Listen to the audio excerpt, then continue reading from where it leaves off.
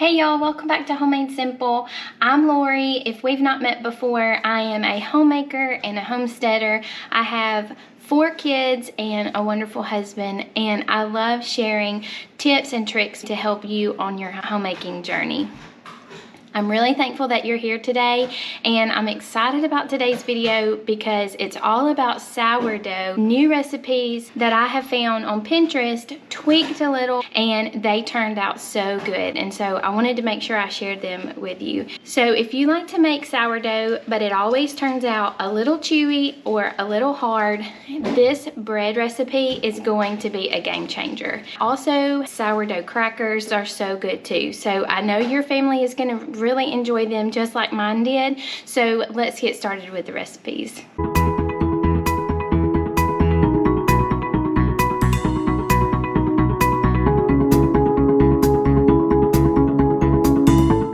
My sourdough starter is doing really good lately. It's been really active. You will notice that it's about time for me to change my jar because the other cloth that I was using was old, and so it sort of stuck to the sourdough that was on the top of the jar, and it sort of tore and stuck on there. So just ignore that. That's something that I need to fix, but I haven't gotten around to doing that. So you can see how bubbly the starter is. You want to have good bubbly starter if you're going to have a dough that rises like it should.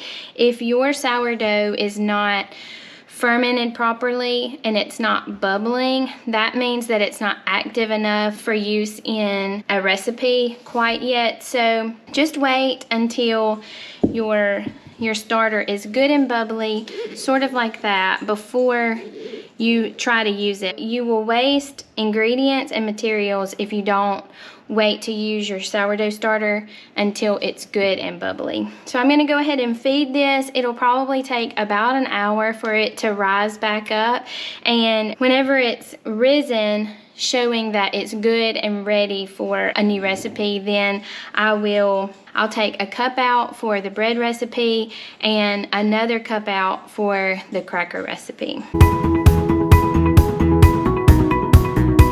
One thing about sourdough that you want to remember is to always use wood or silicone or even plastic when you are working with the starter. If you use metal utensils, it will damage the effectiveness and the health of the starter. So I normally just keep a lot of wooden spoons handy. That's normally what I use.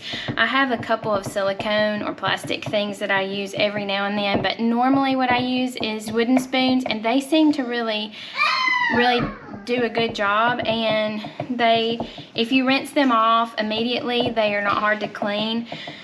But if you leave them in the sink and don't rinse the starter off, it's like torture to try to get it off. So just try to remember to rinse your utensils after you have stirred the starter, and not to use metal when you're stirring. Okay, the baby is taking his nap, and the sourdough starter is nice and bubbly, so I'm gonna go ahead and mix up the bread dough.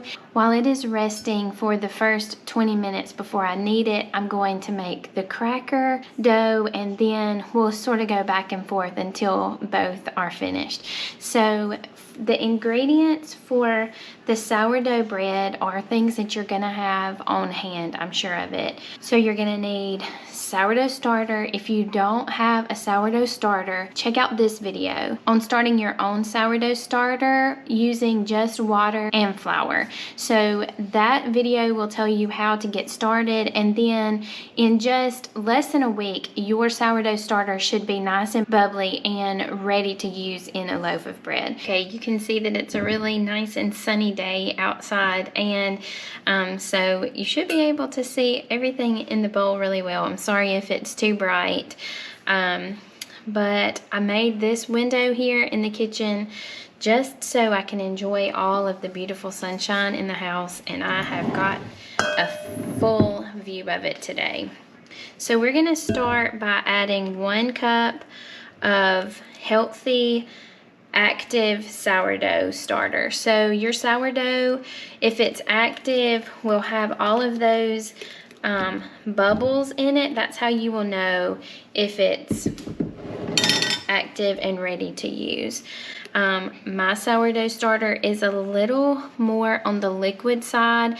It doesn't really matter the consistency of it as long as it's good and active, but I'm gonna have to watch the amount of water that I add. So if your sourdough starter is more flour and less water, then you will just have to adapt the amount of water that you add based on what your sourdough starter looks like when you put it in the bowl. Okay, to the 1 cup of sourdough starter, I'm gonna add 3 cups of flour. A lot of sourdough recipes are made to be very exact and very specific and precise, weighing things and perfect measurements. I have found that you do not have to be so particular about it, and it will still work out just fine. So you don't have to like scrape off your measuring cup or weigh it or anything like that. Just do it like regular recipes, however you normally would handle flour in a regular recipe. And then 1/4 cup dry milk powder, 2 tablespoons of sugar. You also could use honey. If you use honey or maple syrup, just make sure to adjust the amount of water that you put in. 2 teaspoons of salt, Himalayan salt, regular salt, whatever you want. 2 tablespoons of coconut oil or butter.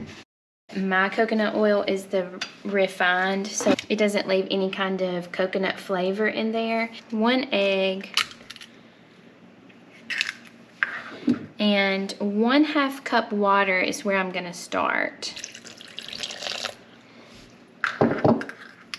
And then let's mix that together until it makes a combined but sort of tacky consistency, but it's not going to be so tacky that you can't do anything with it. So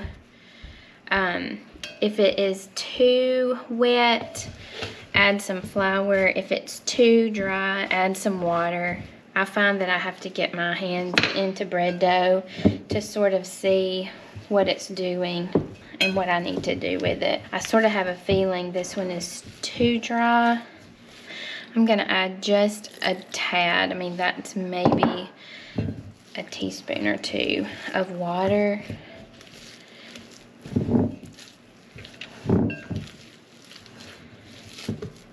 The egg and the dry milk powder, I think, is what really sets this bread dough apart from regular bread dough made with sourdough starter. It still has that really iconic sour flavor, but it also is such a really good texture to be able to use with sandwich bread.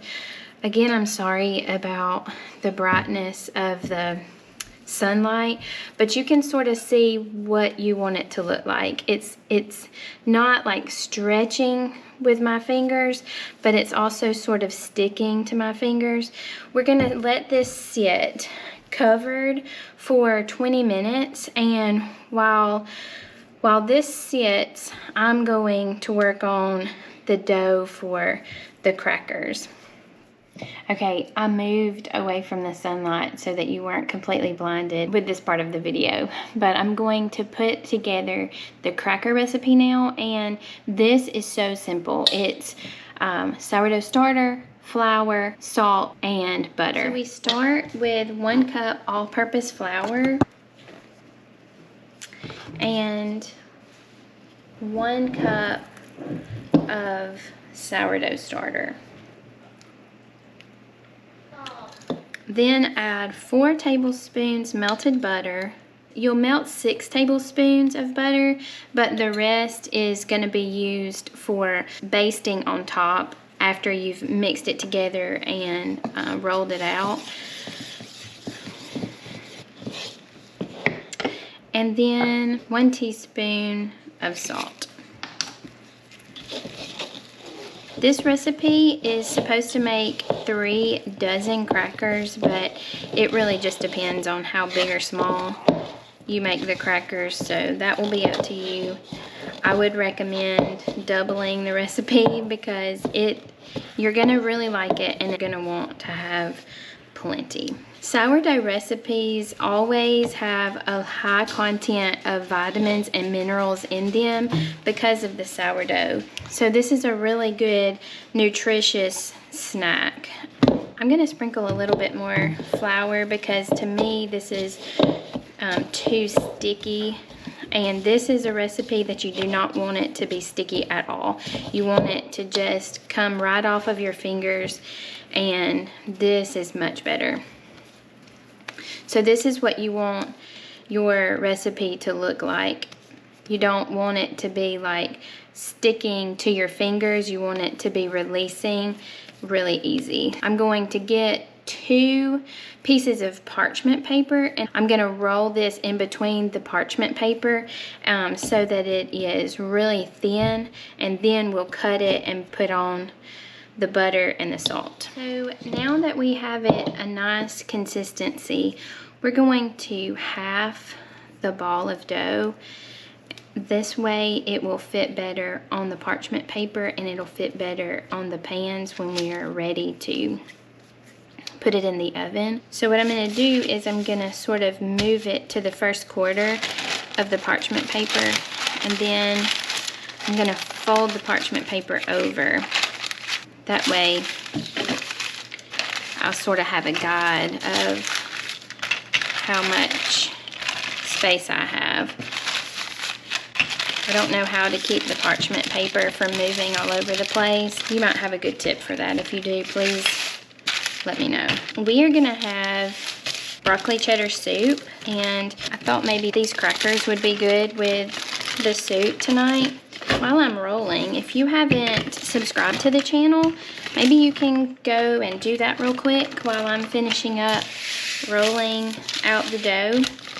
I have a goal of 500 subscribers by the end of this year, and I'm getting closer, but I just need a little help getting over that hump. So if you don't mind going and subscribing to the channel real quick and clicking the bell icon, you will get a YouTube notification whenever I add a new video.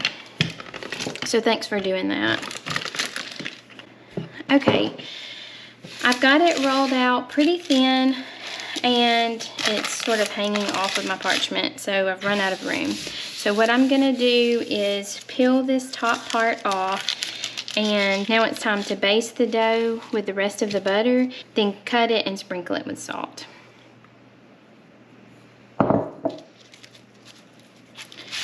This silicone baster, if you do not have one of these are really good. I'll try to find one on Amazon and link it. I'm not even sure where I got this one, but I do know that I use it a lot. I'm sure that there is a professional way to cut crackers, but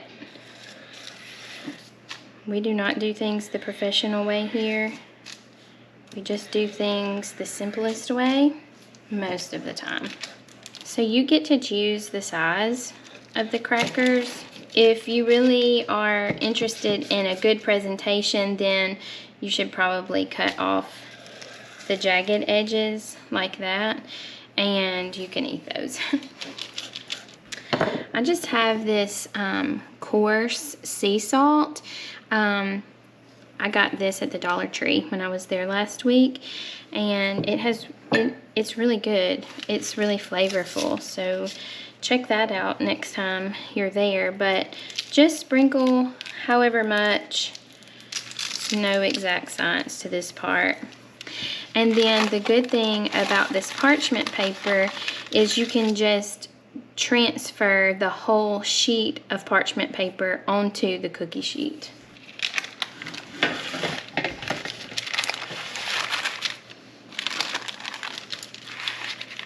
Okay, so I can just cut this, poke some holes in each of the crackers to try to prevent it from rising too much. And now this is ready to go into the oven at 350, and you'll want to check in on them at about 18 minutes, but it may take as long as 22 to 25.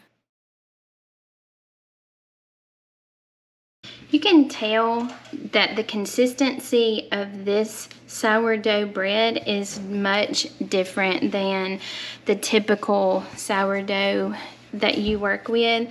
This is very much like a normal loaf of white bread that you would make from scratch. Like I said before, I guess it's the egg and the dry milk that makes it that way, but whatever it is, it really does a lot to improve the texture of the sourdough. If you are looking for an alternative to just regular sandwich bread, this is a very good combination of a regular sandwich loaf with the good sour flavor of sourdough and also the nutrient value of it.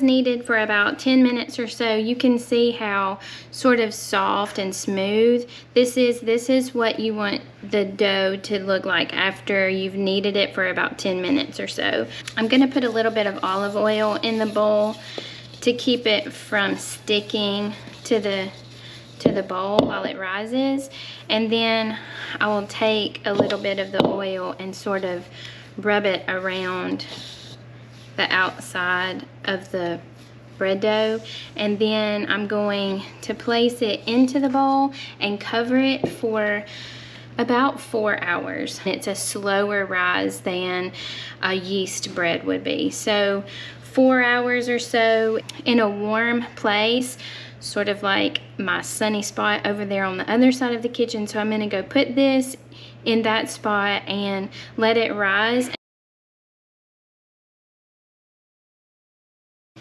Well, here they are, and it took them about 20 minutes to bake to this texture. Some of them are a little thicker than others, but they turned out really good. I'll let them cool before I put them in the storage container. They've cooled off. You can see that they are popular because some of these are gone and already eaten. So I'm just going to throw them into this container, this like sealable container, just to keep them a little bit fresher. In full disclosure mode, the ones that are this color taste almost burnt compared to this color. So this might be a little underdone. This is definitely past done. So aim for this kind of color and not so much the dark brown. You can obviously put these in a baggie as well, and that will be just as good. But I will have that ready for supper time, and then I can just take the lid off and we can dig out of that. I'm still waiting on the bread loaf to rise. It's 4 full hours before I put it in the loaf pans, and so I'm going to go and get some other housework done, some much avoided laundry that needs to be done. I'm gonna go and do that while I'm waiting for the bread to rise. I'll see you. My bread has risen for several hours and it is now above the rim of the loaf pan. So it's time for me to put it in a 350-degree oven.